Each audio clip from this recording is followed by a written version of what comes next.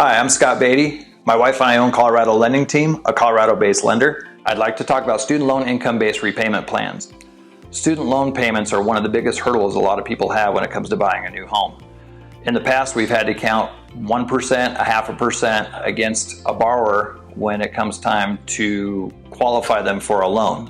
What this has done, though, with a lot of people that have a lot of student loans is it's kept them from buying a house. What's happened now with income-based repayment is we can now count the income-based repayment as part of the debt to income. So people that have a lot of student loans that aren't paying on them, they may not have to use that debt at all in their qualification purposes. So what that means is someone that let's say on an FHA loan where we were having to count 1% on $50,000 of student loans, that's $500 a month that we were having to count against them. With a new income-based repayment plan, it can be as low as $0.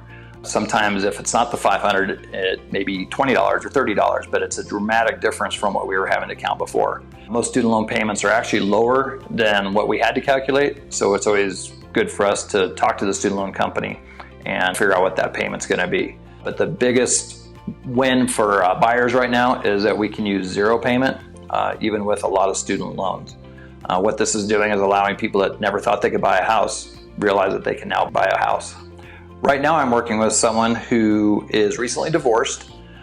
She's getting alimony, and she's been trying to buy a house since her divorce was finalized. She's talked to a couple of other loan officers that have told her that she's going to have to pay off all of her student loans to qualify.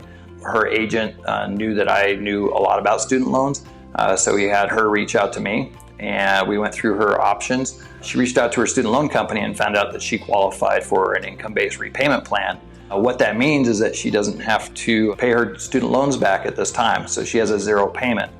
So instead of her having to take $80,000 of her divorce settlement to pay off her student loan debt, she's able to take that $80,000 and put it down on a house and still qualify for the home. What this has done is allowed her to buy her first house for her and her children to move into.